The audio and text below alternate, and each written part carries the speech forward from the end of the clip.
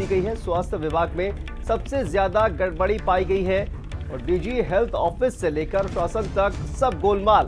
तबादलों में नियम कानून की धज्जियां उड़ाई गई तो तबादलों में भारी गड़बड़ झाला किया गया और जांच कमेटी ने दोषियों की रिपोर्ट सीएम को भेज दी है। तबादलों में भ्रष्टाचार का भी मामला पकड़ा गया है। तो देखिए, बड़ी खबर लखनऊ से इस वक्त सामने आ रही है। तबादला सत्र के आखिरी दिन कांड कर रिटायर हुए हैं डीजी। शासन स्तर पर भी स्वास्थ्य विभाग में बड़ी गड़बड़ी जो है वो सामने आई है। सीएमओ की पोस्टिंग की सूची मार्केट में आई थी।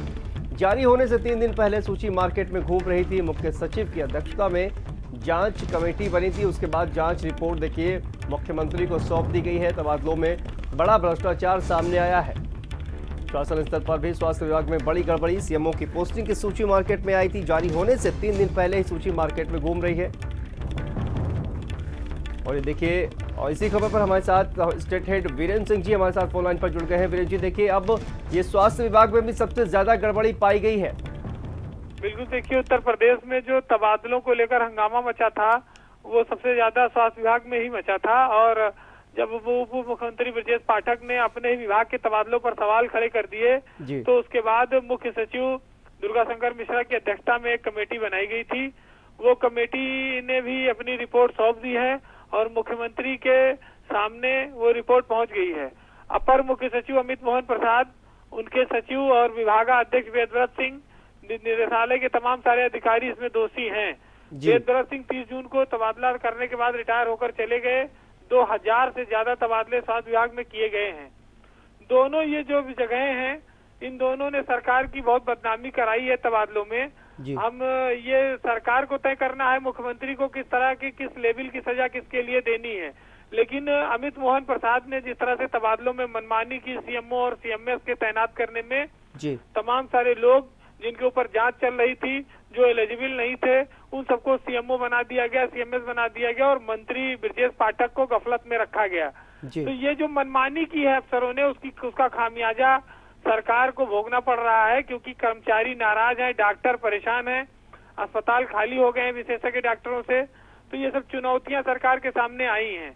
अब ये देखना होगा कि मुख्यमंत्री के स्तर पर ये निर्णय कब तक होता है और किस स्तर का होता है। जी बिल्कुल, तो अमित मोहन प्रसाद इस पूरे मामले में वीरेंद्र जी दोषी पाए गए हैं, उन पर भी कार्रवाई हो सकती है।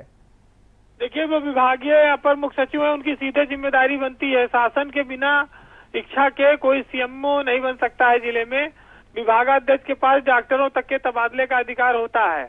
उसके ऊपर के तबादले अमित मोहन प्रसाद और मंत्री करते हैं। ब्रजेश पाठक ने जब सवाल खड़े कर दिए और डिटेल मांगी कि किस आधार पर तबादले किए गए हैं, उसके बाद से अमित मोहन प्रसाद लगातार सवालों के घेरे में हैं। पिछले 5 सालों के लगभग होने जा रहा है वो स्वास्थ्य सचिव हैं। जब कोरोना की लहर आई तब भी सरकार के सामने बड़ी चुनौतियां आई और अमित मोहन प्रसाद तब से आज तक इस पद पर बने हुए हैं। नई सरकार बनने के बाद से मंत्री और प्रमुख सचिव के बीच तनातनी की तमाम खबरें आती रही कि तालमेल नहीं बन पा रहा है।